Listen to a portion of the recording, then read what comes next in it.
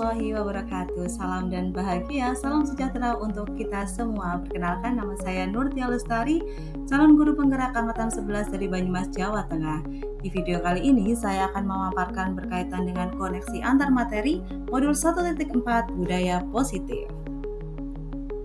Kesimpulan mengenai peran saya dalam menciptakan budaya positif di sekolah, yaitu sebagai seorang guru, saya harus memiliki kemampuan dalam mewujudkan budaya positif di sekolah.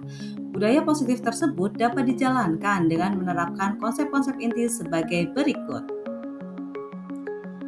Konsep inti budaya positif yang pertama ada disiplin positif, 2 ada motivasi perilaku manusia, 3 posisi kontrol guru, 4 keyakinan sekolah atau keyakinan kelas, dan yang kelima adalah segitiga restitusi. Kita bahas satu persatu berkaitan yang pertama disiplin positif. Disiplin positif adalah pendekatan disiplin yang mengajarkan tanggung jawab kepada anak untuk mengembangkan kesadaran diri berdasarkan nilai-nilai kebajikan. Disiplin positif lebih fokus pada disiplin internal yang memungkinkan siswa mengontrol tindakan mereka sendiri. Dengan disiplin diri, siswa dapat memahami dan juga menyadari tindakan mereka berdasarkan motivasi internal, bukan karena pujian atau hukuman, jadi murni berdasarkan dari kesadaran dari dalam diri. Pembahasan yang kedua berkaitan dengan motivasi perilaku manusia, diantaranya ada 3 motivasi. Yang pertama yaitu motivasinya adalah untuk menghindari ketidaknyamanan atau hukuman. Yang kedua untuk mendapatkan imbalan atau penghargaan dari orang lain. Serta yang ketiga yaitu untuk menjadi orang yang mereka inginkan dan menghargai diri sendiri dengan nilai-nilai yang mereka percaya. Berdasarkan motivasi tersebut, ada 2 motivasi yang berasal dari eksternal dan ada yang berasal dari internal. Untuk yang berasal dari eksternal yaitu adalah motivasi untuk menghindari ketidaknyamanan atau hukuman dan motivasi untuk mendapatkan imbalan atau penghargaan dari orang lain. Kedua motivasi itu adalah motivasi yang berasal dari eksternal atau dari luar. Sedangkan yang berasal dari internal yaitu untuk menjadi orang yang diinginkan dan juga menghargai diri sendiri dengan nilai-nilai yang dipercaya. Pembahasan berikutnya yaitu berkaitan dengan posisi kontrol dalam penerapan disiplin. Jadi seorang guru terdapat 5 posisi kontrol. Yang pertama adalah sebagai penghukum, membuat merasa bersalah, sebagai teman, sebagai pemantau, dan sebagai manajer. Di sini sebagai seorang guru kita harus mampu untuk memposisikan diri kita sebagai seorang manajer. Kita bahas satu persatu posisi kontrol dalam penerapan disiplin. Yang pertama, posisi kontrol sebagai penghukum. Seorang penghukum biasanya menggunakan hukuman fisik maupun hukuman verbal atau kata-kata. Orang-orang yang menjalankan posisi penghukum senantiasa mengatakan bahwa sekolah memerlukan sistem atau alat yang dapat lebih menekan murid-murid lebih dalam lagi. Guru-guru yang menerapkan posisi penghukum biasanya itu berkata, patuhi aturan saya, atau awas. Biasanya juga berkata, kamu selalu saja salah. Atau pasti selalu yang terakhir selesai. Guru seperti ini senantiasa percaya hanya ada satu cara agar pembelajaran bisa berhasil, yaitu hanya dengan caranya menghukum. Semoga kita tidak menjadi guru yang posisi pengontrol penghukum ya. Untuk selanjutnya yaitu kita membahas posisi kontrol pembuat merasa bersalah. Pada posisi ini biasanya guru akan bersuara lebih lembut. Pembuat rasa bersalah akan menggunakan keheningan yang membuat orang lain merasa tidak nyaman, bersalah, dan rendah diri, minder. Contoh kata-kata yang biasanya keluar yaitu, ibu sangat kecewa sekali dengan kamu. Atau, berapa kali bapak harus bilang, bapak harus memberitahu kamu ya. Atau gimana coba kalau orang tua kamu tahu kamu berbuat begini. Nah, di posisi ini murid akan memiliki penilaian diri yang buruk tentang diri mereka sendiri. Murid merasa tidak berharga dan telah mengecewakan orang-orang yang disayanginya. Selanjutnya, posisi kontrol sebagai seorang teman. Guru pada posisi ini tidak akan menyakiti murid, namun akan tetap berupaya mengontrol murid melalui persuasi atau pendekatan. Posisi teman pada guru bisa juga negatif, bisa juga positif. Positif di sini berupa hubungan baik yang terjalin antara guru dan juga murid. Guru di posisi teman menggunakan hubungan baik dan juga hubungan humoris atau penuh bercanda untuk mempengaruhi seseorang. Mereka akan berkata, "Ayo nak, bantulah demi bapak atau ibu guru ya." Nah, tapi ada sisi negatifnya. Dari posisi teman biasanya itu bila suatu guru tersebut tidak membantu, maka murid akan kecewa dan berkata, "Lah, saya pikir bapak ibu teman saya." Nah, berikut adalah posisi kontrol sebagai teman. Kita bahas berikutnya yaitu posisi kontrol sebagai pemantau. Pemantau berarti mengawasi. Pada saat kita mengawasi, kita bertanggung jawab atas perilaku orang-orang yang kita awasi. Posisi pemantau berdasarkan pada peraturan-peraturan dan juga konsekuensi. Dengan menggunakan sanksi atau konsekuensi, kita dapat memisahkan hubungan pribadi kita dengan murid. Sebagai seorang yang menjalankan posisi pemantau, seorang pemantau sangat mengandalkan perhitungan, catatan data, dan juga dapat digunakan sebagai bukti atas perilaku seseorang. Posisi ini akan menggunakan stiker, slip catatan, atau bahkan daftar cek. Posisi pemantau sendiri berawal dari teori stimulus respon yang menunjukkan tanggung jawab guru dalam mengontrol murid mereka. Nah, untuk posisi yang terakhir yaitu adalah sebagai seorang manajer. Dalam posisi manajer di mana guru berbuat sesuatu bersama dengan murid, mempersilahkan murid mempertanggungjawabkan perilakunya, mendukung murid agar dapat menemukan solusi atas permasalahannya sendiri. Seorang manajer telah memiliki keterampilan di posisi teman maupun posisi pemantau. Dan dengan demikian bisa jadi di waktu-waktu tertentu kembali kepada kedua posisi tersebut bila diperlukan. Namun bila kita menginginkan murid-murid kita menjadi manusia yang merdeka, mandiri, dan juga bertanggung jawab, maka kita perlu mengacu kepada restitusi yang dapat menjadikan murid kita sebagai seorang manajer bagi dirinya sendiri. Di manajer, murid diajak untuk menganalisis kebutuhan dirinya maupun kebutuhan orang lain. Di sini, penekanan bukan pada kemampuan membuat konsekuensi, namun dapat berkolaborasi dengan murid bagaimana memperbaiki kesalahan yang ada. Di posisi manajer, guru melakukan kerjasama dengan murid, memberikan mereka tanggung jawab atas perilaku mereka dan mendukung mereka dalam menemukan solusi atas masalah yang mereka hadapi. Posisi manajer mengacu pada restitusi yang memungkinkan murid menjadi manajer bagi diri mereka sendiri dan menciptakan identitas positif serta keberhasilan dalam diri mereka.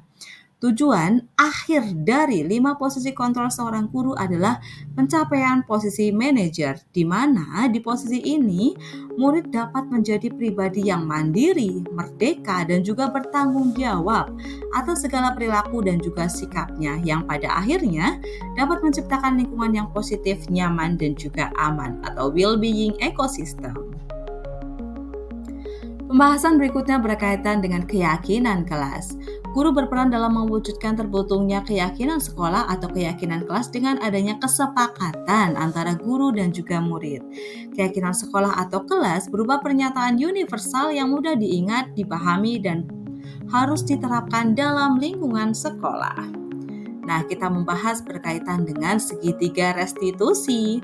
Penerapan segitiga restitusi dalam penyelesaian masalah. Sebagai seorang guru yang berperan sebagai seorang manajer, saya menggunakan segitiga restitusi dalam penyelesaian masalah dengan melalui 3 tahap, yaitu yang pertama adalah menstabilkan identitas, berikutnya yaitu validasi tindakan yang salah, serta yang ketiga yaitu menanyakan keyakinan. Tujuan membentuk murid menjadi seorang murid yang mandiri dan juga bertanggung jawab. Nah, sekarang budaya positif dengan koneksi antar materi berkaitan dengan filosofi Ki Hajar Dewantara, nilai dan peran guru penggerak, serta visi guru penggerak. Kita bahas satu persatu berkaitan dengan koneksi antar materi antara budaya positif dengan filosofi Ki Hajar Dewantara, yaitu dengan menjalankan budaya positif di sekolah maka akan mempermudah dalam tercapainya tujuan pendidikan nasional sesuai dengan filosofi Ki Hajar Dewantara, yaitu pendidikan yang berpihak pada murid dan bersifat menuntun tumbuh dan juga hidupnya kekuatan kodrat yang ada pada anak. Berikutnya yaitu koneksi materi budaya positif berkaitan dengan nilai dan peran guru penggerak. Budaya positif dapat terwujud jika seorang guru memiliki 5 nilai guru penggerak, diantaranya yaitu berpihak pada murid, mandiri, reflektif, kolaboratif, dan juga inovatif. Budaya positif dapat terwujud dengan mendorong kolaborasi antara semua warga sekolah dengan adanya keyakinan sekolah yang harus disepakati dan juga dijalankan bersama. Berikutnya, koneksi materi antara budaya positif dengan visi guru penggerak. Salah satu perubahan yang diinginkan sesuai dengan visi guru penggerak adalah terbentuknya budaya positif agar diperoleh sekolah yang nyaman, aman, dan berpihak pada murid untuk mewujudkan visi guru penggerak tersebut dengan pembuatan prakarsa perubahan sesuai filosofi Ki Hajar Dewantara dan profil pelajar Pancasila. Berikutnya kita masuk kepada refleksi.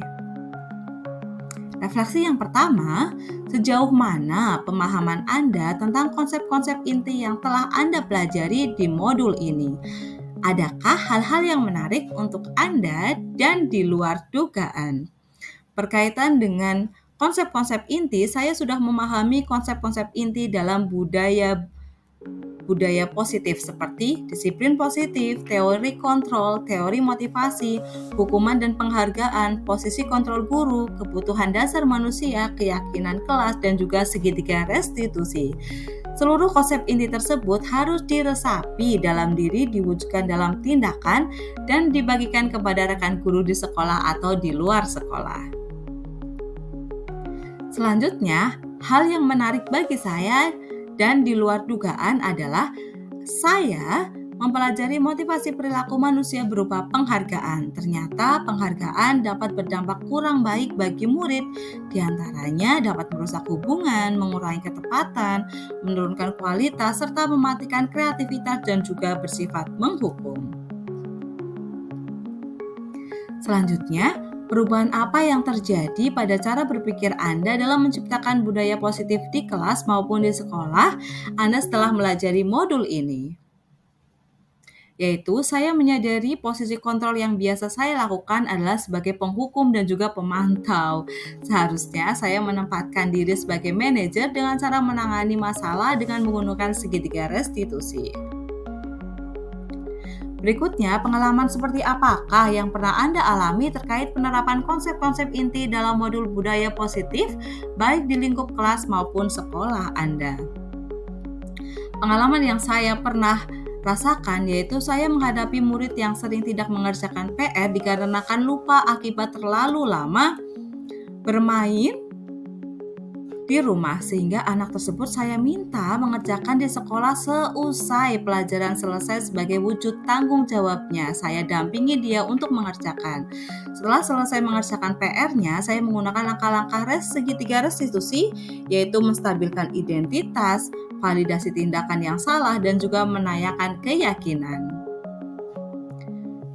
Refleksi berikutnya yaitu bagaimana perasaan Anda ketika mengalami hal-hal tersebut. Saya merasa antusias, semangat, serta termotivasi untuk selalu memperbaiki diri saya dan juga selalu belajar sesuai nilai-nilai budaya positif di sekolah. Refleksi berikutnya yaitu menurut Anda terkait pengalaman dalam penerapan konsep-konsep tersebut, hal apa sajakah yang sudah baik? Adakah yang perlu diperbaiki?